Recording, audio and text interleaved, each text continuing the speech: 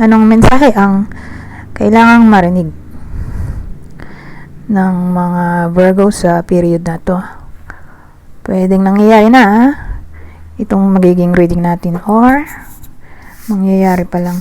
Kung hindi man para sa inyo itong magiging reading natin, di baka para sa someone na malapit sa inyo o sa someone na kakilala nyo mismo. Baka may lumabas na gender, mamaya gawin nyo na lang energy. Masculine at feminine energy. Pwede rin naman na wag nyo nang pansinin ang gender. Hindi ko masasabi kung anong magiging reading, kung positive ba o negative. Depende sa kung anong mapipick up kong energy. Walang masama kung papanoorin ang Sun, Moon at Rising sign. Kasi baka alin man sa mga yan ay mag-resonate na sa sitwasyon nyo. Tandaan na ito'y general reading lamang. Ito bidan natin. So, kunin nyo lang yung clue na sa tingin nyo ay fit sa sitwasyon nyo. So, ito yung self-made clues ko.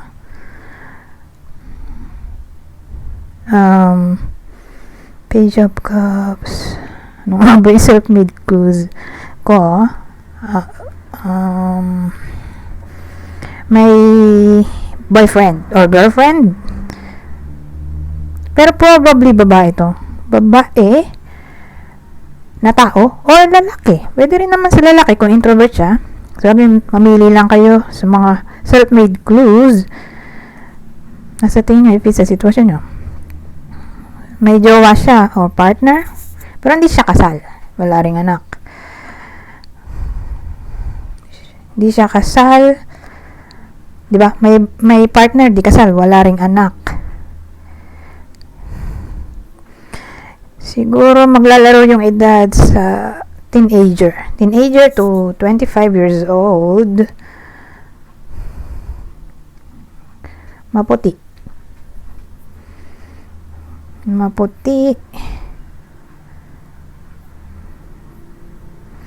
So, yan. Anyways, since siya naman to, edi siya yung gagawa ng action. O para sa kanya yung lalabas na tatlong card. Okay? Siya mismo yung magti-take action or mag-embody nung sasabihin kong cards. Okay? Ano to? 5 of Pentacles. 8 of Swords. Kaya na wala tayong idea kung ano nga ba yung subject natin. Ito ba ay relasyon talaga? Career? Or family? Friendship? Kapitbahay? Maraming pwedeng case. So, dadagdag tayo bago ko idugtong dito. Kasi parang kulang detalye ko eh. 5 of Pentacles, 8 of Swords. Nangyari doon.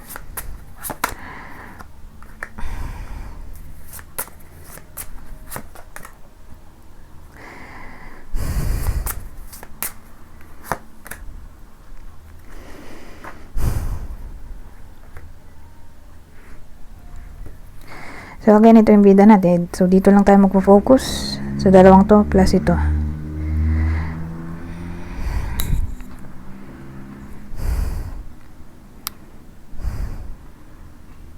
Kasi may ano tayo, may 5 of Pentacles. Sabi ko, sa isip ko, bakit may ano rito? 5 of Pentacles. Siya kasi halos parehas dito. Worriness or poverty.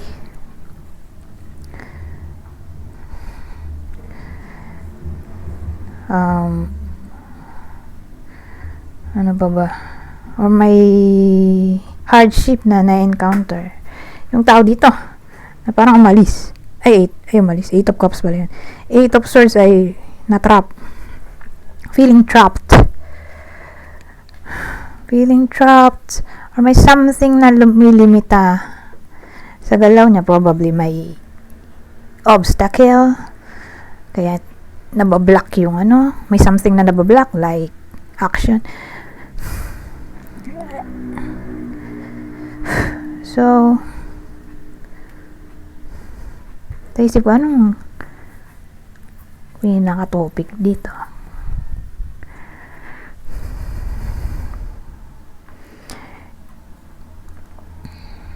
Kasi may ano tayo eh. Mais eh, na parang pwede rin sumisimbolize sa kahirapan. Pero maganda naman to. Saka to.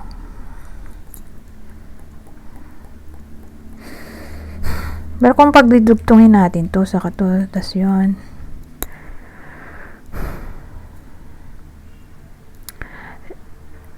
Parang ano to eh, financial issues. May pinagdaraanan or baka pagdaraanan pa lang. Pero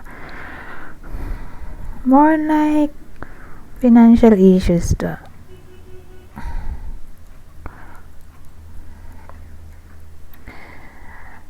So, saan nang galing? Bakit ganoon? Bakit nagkaroon nun? Financial issues.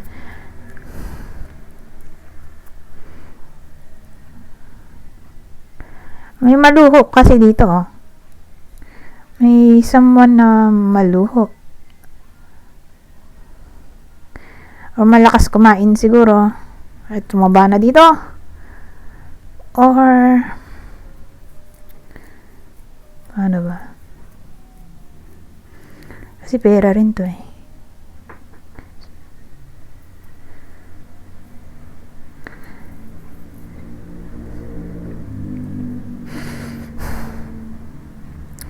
Or card ng overbearing. So sa tingin ko pwede rin ano, loan, malakas mag-loan. Marami ng loan. Patong-patong na yung loan. Kung ito sa kato. Parang na-overwhelm na yung tao dito. Sa dami ng kanyang iniisip. Pero again, probably, financial issues. Ito. Lalo't sa panahon ngayon, eh, may global crisis, di ba? Dahil sa kakaubusan na ng gasolina. Eh, ngayon, kahit ganoon, eh maluho pa rin yung tao dito, or baka nga nagkapatong-patong na yung ano, babayarin, lalo at yun nga, kung sabihin natin may problems sa work kasi baka may mga company na mag-lay off ng mga empleyado kasi ano, may global crisis nga, so nagtataasan yung mga bilihin, baka magbawas sila ng tao.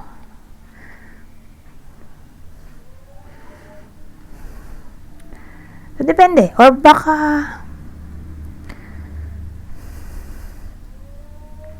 lumiit ang kita. Kasi nga, ano, may iba kasi na hindi naman company nagwo-work. So, business lang talaga na hindi naman permanent yung salary. May case kasing ganoon. Nadidepende yung salary niya sa overall kita ng business. So, kung ganoon, ayun nga, doon papasok financial issues, or may iba na self-employed or entrepreneur na parang bababa yung kita, uncertain yung amount na kikitain, kaya overall, mga financial issues to. So again, whether nangyayari na to or mangyayari pa lang, beware. Pero hindi pa tayo tapos. Mayroon pa tayong second at third. Hindi ko pa nga lang masabi kung magdurugtong sila or hindi. Pero tingnan natin. Excuse me. Digay ako ng digay. Kakakain ko lang. Nahangin yung tiyan ko. Pero kailangan na mag-work. So, ano tong 7 of Cups? Queen.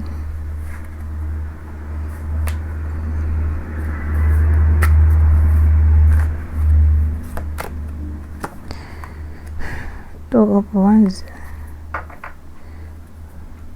Sino kaya to? Siya rin ba to?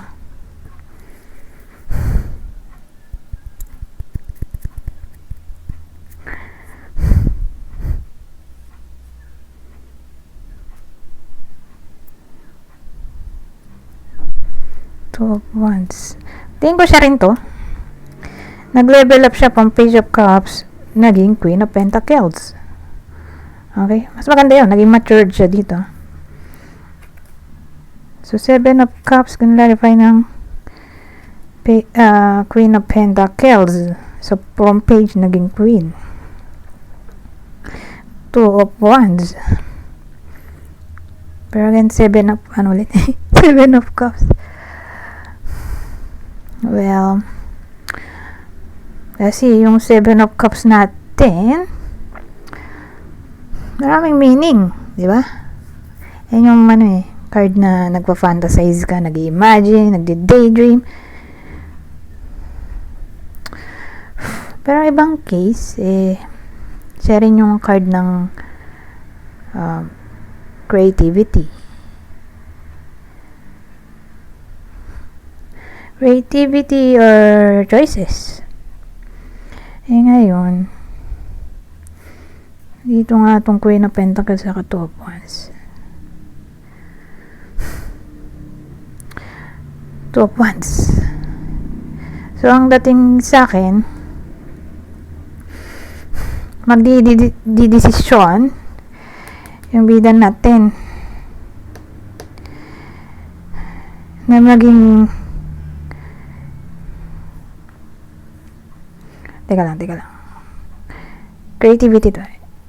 Magdidesisyon yung bida natin na maging creative at productive at the same time para mabayaran ang mga dapat bayaran or para magkaroon ng pera.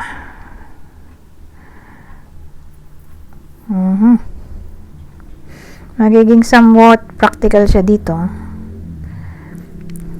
sa Queen of Pentacles, yung bida natin.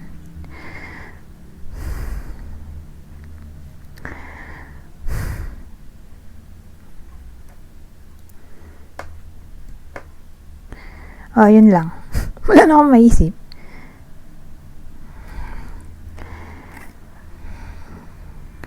So, tingnan natin anong susunod na mangyayari.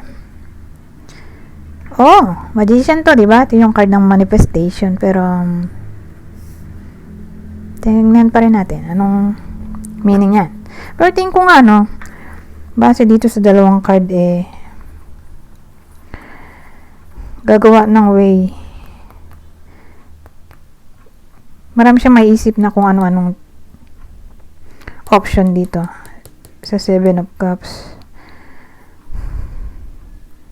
Kung paano niya mababayaran ang mga dapat bayaran. Kasi itong Two of Wands, pwede rin siyang tawag doon, planning, decision. So, again, planning, decision. Kung paano magiging practical at productive. Paano magkakapera. Okay? So, ano yung magician? So, magician, kanalaripa ng Eight of Cups. Eto maganda Ten of Pentacles. Pero bakit ganun Eight of Cups? Hindi naman to negative. Pero wait lang. Di ba manifestation ng abundance. Pero bakit ganun? May Eight of Cups. Teka lang. Iisipin ko. May Eight of Cups. Kasi marami namang meaning to. Di naman to ibig sabihin walking away. Walking away agad. So, pwede rin siyang card ng exploration.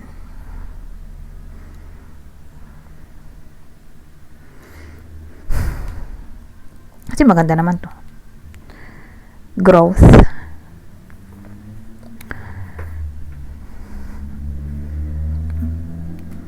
So hindi ko siya biniview as negative, kundi as positive kasi maganda tong mga card na to.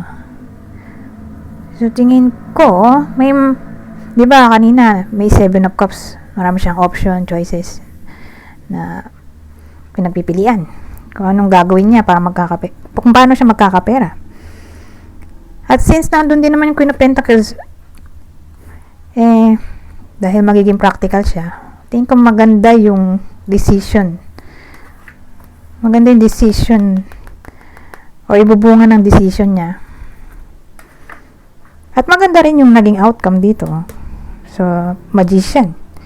Nakuha niya yung abundance dito na inaasam-asam. Pero since nandito nga itong 8 of Cups, so ewan ko kung ano may isip niya. So, baka maisipan niyang mag-sideline. Mag-explore kasi siya eh. Depende kung anong maiisip nga niya, ma-explore. Sideline or marami siyang racket na gagawin. Kasi hindi siya advisable sa period na to. 'Di ba? March. Kasi may global crisis. So pag ganun, mahirap. Di natin masabi kung may mga employee pa ba na tatanggap ng bagong, may employee. May mga company pa ba na tatanggap ng mga new employee? Mahirap mag-take risk. Kung empleyado ka na mismo, mahirap mag-resign. Pero kung entrepreneur ka at wala ka namang contract na pinangahawakan at self-employed ka, sabihin natin ganon, entrepreneur, self-employed,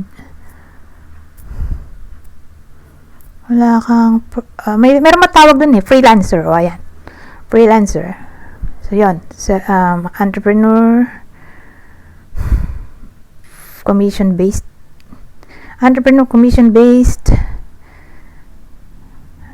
freelancer, self-employed, kung ganyan nga yung trabaho, dahil wala namang contract. Pero ewan ko lang sa entrepreneur, may contract din yata yun, o yung iba may contract pero limited yung days ng pasok, di ba? Di naman siya tulad ng employee na may contract kang sinusunod na hanggang gantong panahon ka or forever na. Basta maganda performance, depende. Pero kung ang case nga walang lumilimita sa ginagawa mo at gusto mong mag-apply sa iba, pwede naman dito kasi mag-explore ka dito sa 8 of Cups. So baka yung iba na yun nga, yung binanggit kong 4 na possible trabaho, baka maisipang maging empleyado. So kung ganun, di maganda yung salary dito na makukuha. 10 of Pentacles to ito na yung pinakalas, diba? 1 to 10, ito na yung pinakalas. So yan ang card ng wealth.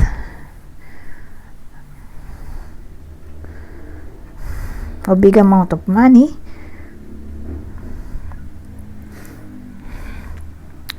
Or permanent. Something stable. O mas magandang salary compared sa dati. Pero again, case to case basis. Pero kung empleyado na, mismo yung tao dito, baka magsa-sideline siya.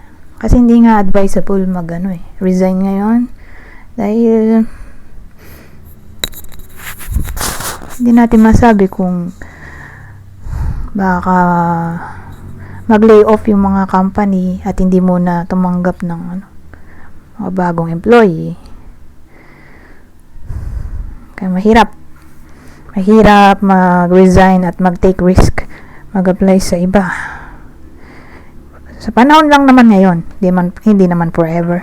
Nagkataon lang na may war sa Middle East at naapektuhan nga ang gasolina sa buong mundo.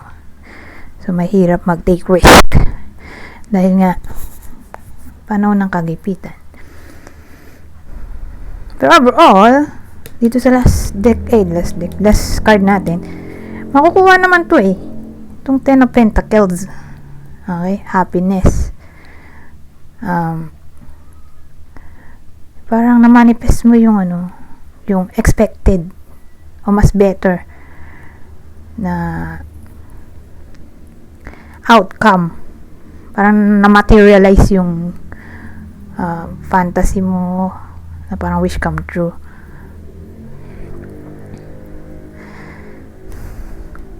Basta ito na yung the best of the best para sa akin. Ten of Pentacles. Sa lahat ng Ten of Pentacles yung the best. Para sa akin lang naman. Pero kung ano lang yun. Kinalaman sa stability, security. Pero in short, abundance kasi nga to. Ito na yung card ng abundance.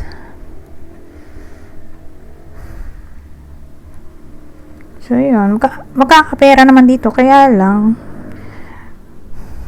depende nga sa sinabi ko kanina. Sa case nung bida, kung may trabaho ba siya, wala, or yun nga, yung sinabi kong 4 na hindi ko nasasabihin. Sabihin ko ba sino? Ano yun? Entrepreneur, entrepreneur, commission-based, salary, yun na yata yung freelancer. Basta, freelancer, self-employed. So, kung ganon, magkakapera nga dito. Siguro dahil may bagong racket, maraming sideline, or lilipat siya sa company, or kung saan mang business yan.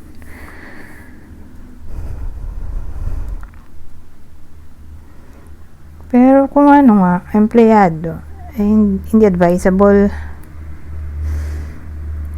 mag-resign, kundi na lang, sideline. Kung gusto niya, mag-YouTuber din siya. Pero depende kasi. Kung nasa government, medyo strict. Kung strict sa government, hindi yata pwedeng mag-sideline. Ewan ko, hindi ako sure. Pero kung hindi naman government, di ba? Hindi ka nagtatrabaho sa government, baka pwede, di ba? Sideline, tulad nito. Sideline mo, naging YouTuber, or naging content creator. Depende sa maisip niya, kung anong trip niya ba. Na pwedeng another source of income. But anyways, basta mahalaga, nandito tong Ten of Pentacles. Okay? Manifest yung abundance nga na sinasabi ko doon. Prosperity sa Ten of Pentacles. So, ilang minuto na to? 23 minutes na pala. So, dahil 23 minutes na, may mga deck pa ako dito. Kaya lang, bihira ko to gamitin. Kaya lang, hahaba na kasi yung yung time. Sa ibang panahon na lang. Tagal nito bago mulit Mga ilang buwan. Ayan na. Dito na lang kayo. Ito, bihira ko lang din gamitin. So, buti na lang magagamit siya. Ito na lang, para mabilis. So, basahin ko na lang tong part na to. Kunin nyo lang ang mensahe na sa tingin nyo ay fit sa sitwasyon nyo. General advice at prediction na to sa period na to.